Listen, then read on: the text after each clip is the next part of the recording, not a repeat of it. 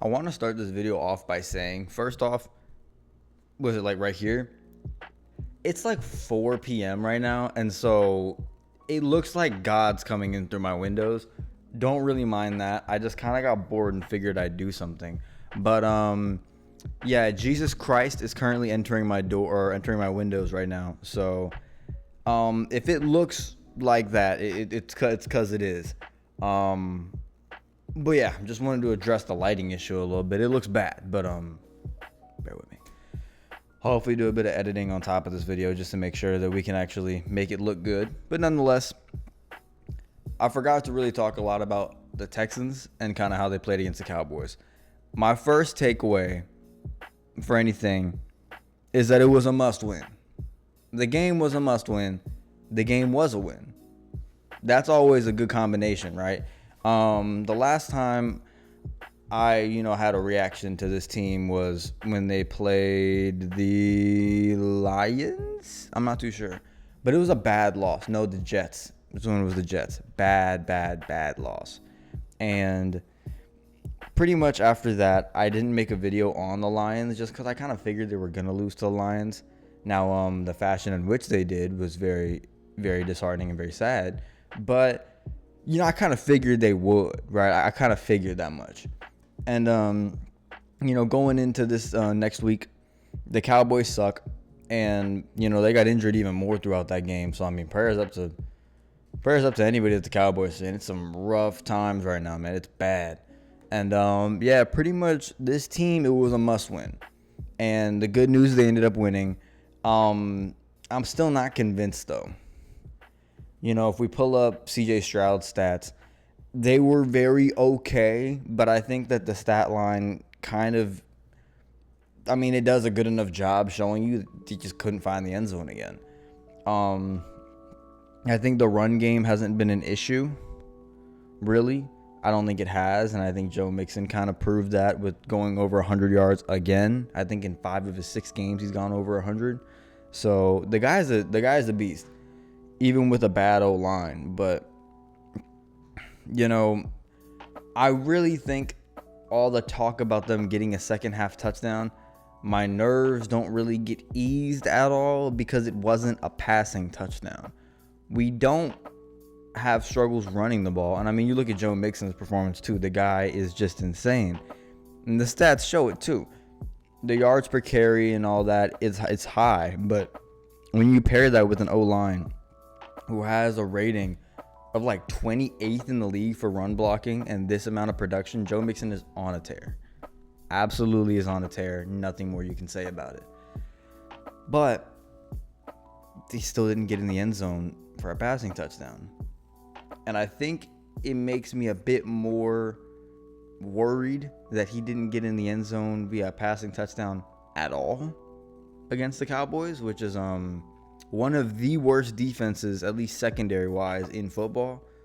And so to not be able to score on that team is very, very, very concerning, at least in the passing game. I don't think that any Texans fans really in any way were kind of worried about if they could score a rushing touchdown. It's more of a passing touchdown thing. They have to get in the end zone in the air, and they just have not been able to do that. CJ Stroud has about 12 passing touchdowns throughout the whole season.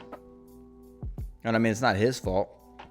The guy can really only throw to what's open. But, as much flack as I give Bobby Slowick, man, I mean, he draws, listen, it's going to be an unpopular opinion. The guy draws up good plays whenever we have a good O-line that can block. But this O-line is one of the worst in football. And it still is kind of a little crazy and a little baffling to me that Nick Caserio decided to make 0 moves. None. So that I feel like in of itself is a problem. And when you kind of marry that with the idea that your offensive coordinator predicates his offense on an offensive line that can block, then you kind of ruin your whole offense. Now, Bobby Slowick can kind of change it to be more of a quick passing game, and I think we saw that a bit, at least through the first half. He still has issues with second half performances. We could not get in the end zone, and we benefited from a short field. That much is true.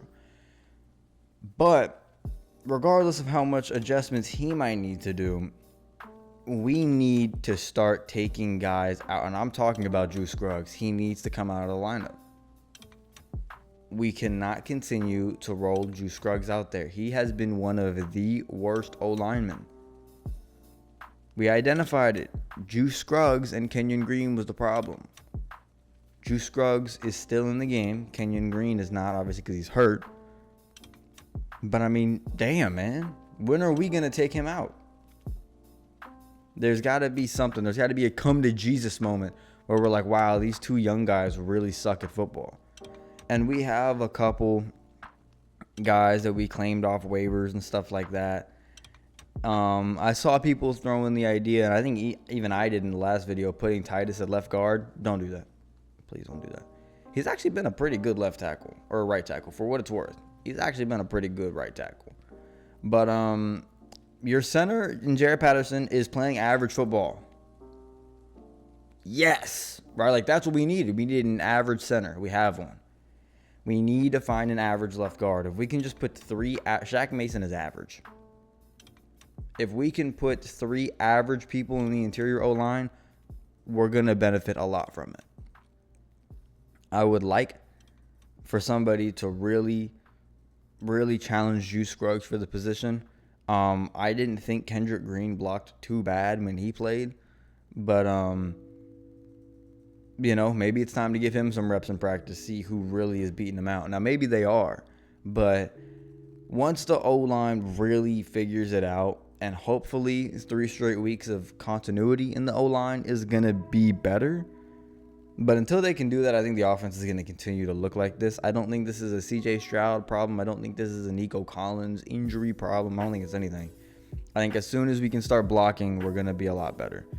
Not much to say for the defense, honestly. Really nothing to say for the defense. They played a damn good game of football. They let off one touchdown that was a big play to Kevontae Turpin, who just turned on the Jets, I guess. But they got 4th down stops when they needed to. They got takeaways.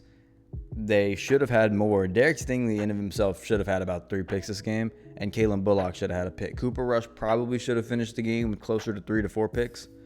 That's how well the defense played. They had their hands on a couple of them that they should have came down with. But that's just what's gonna happen. Defense held the team to 10 points. When you can hold a team, even if it's a Dallas Cowboys, to 10 points, you're gonna be fine. They held the Lions to like 23 points, or like 24 points, something like that. So the defense is very good at football. There's really nothing to say about the defense. They're gonna look a lot better when Kamari Lassiter and Will Anderson come back. But until then, just a solid unit, great unit. I think personally, the defense is a Super Bowl caliber defense. It's just a matter of getting the offense there. Once the offense can really just break out of the, I don't even know, 10-ish game slump that it's been on. Because to start the season, it wasn't this bad. But once we kind of break that slump that we've been on, and I'm not convinced that this game broke the slump, if they can go out and kind of prove to me that they look like a good offense against the Titans, then I'll kind of ease my worries a bit. But whenever the offense can match the defense, then we're going to be in a good spot. It's kind of all I really got at this point. I mean, there's really nothing else to say about this Texans team. We're at a polarizing point in the season because they are 7-4, and they have, for what it's worth, up until the Chiefs game, a pretty easy schedule. They play the Titans, and then I think they start playing the Jags next because they play their second game against the Jags, and then they play like the Dolphins. Those should be wins. They should be. No disrespect to those teams, but I mean, the Titans offense is very bad. The Jags offense is also very bad. And the low-key might be a struggle against Miami because their offense is not too bad. Now, their defense is really bad. It's horrible, right? It's extremely bad, but we also have a really bad offense. So who's to say that a bad offense mixed with a bad defense doesn't mean like a 10-7 Rams-Patriots game? But assuming those 3 games are wins, you're going to finish 10-4 in that stretch. That is a very good record. But if you don't win one of the games against the Chiefs or the Ravens, the sentiment's going to stay the same. the sentiment that you are not good enough to beat the top teams in football is gonna kind of hold itself. If you can beat the Chiefs and if you can beat the Ravens going into the playoffs, then there's a sense of belonging. We can beat these top teams in the AFC. Hanging our hat on the fact that we beat a Bills team that was absolutely shot is not good, because we barely won that game. So we have to, and I mean we have to, start putting together better second half performances and start doing it against good teams, or else we're going to probably win the wild card in a really close game and then just get smacked in the divisional. That's how it's probably going to go. So until this O-line can really lock in and actually start protecting CJ Stroud a decent amount, because he didn't get sacked a lot yesterday. I'm actually filming this on Wednesday, so 2 days ago. But I mean, he got pressured like an insane amount of times. You saw every single time that he was trying to throw a quick route and he just couldn't step into the throw. You don't need to get sacked to be affected. And I mean, for what it's worth, his rating under pressure isn't really even that bad compared to a lot of quarterbacks, but it damn sure isn't as good as if he had a clean pocket. So I mean, take it for what it is. But hopefully the Texans can actually prove to me that they're a quality team against the Titans. I would like to see CJ Stroud get into the end zone about 2 to 3 times. I don't really find the picks that he has an issue, just because every quarterback's really throwing picks this year. The only guy that isn't is coincidentally Josh Allen, which is just like the most backwards shit of all time. But Mahomes has 11 picks already, so it doesn't really bother me too much that CJ has 7 picks. If he finishes the year with 10, it's really not going to be the craziest thing of all time. But he needs to get the touchdown numbers up for sure. He has 12. He had 25 last year. If he can go on an absolute run and get to 30 touchdowns, then that would be cool as well. But at the end of the day, he has to start getting into the end zone more. A good week for me, obviously, is going to be CJ Stroud getting into the end zone about 2 to 3 times. Hopefully not him, but just getting the ball into the end zone. I need to start seeing passing touchdowns. If we can start producing passing touchdowns, hopefully 3 of them, and hopefully one of them comes in the second half, then I'm going to be a bit more happy with how this team's going. I'm going to feel a bit better about how the rest of the season's going to go. So that's kind of my checklist for next week's game. Obviously, defense, continue to play good, get some takeaways. We're one of the best defense when it comes to takeaways. Continuing to get those takeaways. Hopefully when Will Anderson comes back, make sure that pressure gets there. Danielle Hunter was doing everything you possibly could, and it kind of showed. So I do like the fact that Danielle Hunter's getting his flowers, because his sack numbers haven't been there, but his pressures have, and casuals are going to think no sacks equals bad season, which is not true. But hopefully Will Anderson comes back, and you can just slide Nico Autry back to D-tackle, and then we can kind of see how that game's going to go in terms of our D-line, because I think we stopped the run okay, but we let off a couple explosive runs to Rico Dowdle, which is just, don't know about that one. But hopefully Texans can bounce back. Hopefully CJ can get the ball into the end zone about 3 different times, and defense continues to get takeaways. If we can get Will Levis to turn the ball over, and if we can take advantage of the fact that their secondary is not that good, then we can really hopefully put a statement game on the board and start getting that confidence back. Because the one thing this team lacks right now is confidence. Even though they just came off a win against the Cowboys, this team lacks confidence. So whenever they can finally get that confidence back, then I think this team's going to look a lot better. But until then, I mean, hey, today's Wednesday. Got about a whole week of football, or a whole week till football, maybe about 5-ish days. Tomorrow is the Steelers versus the Browns. I'm not going to lie to you. I got about $400 in my sports betting account right now. I think all 400 of it's going on the Steelers. It would blow me away if the Browns could do anything against that Steelers defense. They held the Ravens in check pretty crazy. And if you want to try to convince me that the Browns are going to be the one that takes that over, sure. But the payout's looking pretty nice. So we're going to go ahead and put a lot of money on the Browns and Steelers.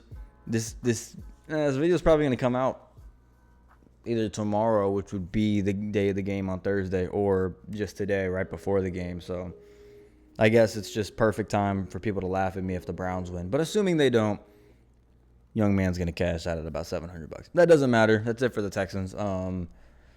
Any Texans fans, let me know what you think. Any non-Texans fans, let me know how much your team would beat the Texans by. Unless you're the Cleveland Browns. You fucking suck. Sorry. That was so mean. Anyways, I'll see y'all boys later. Y'all take care. Bye.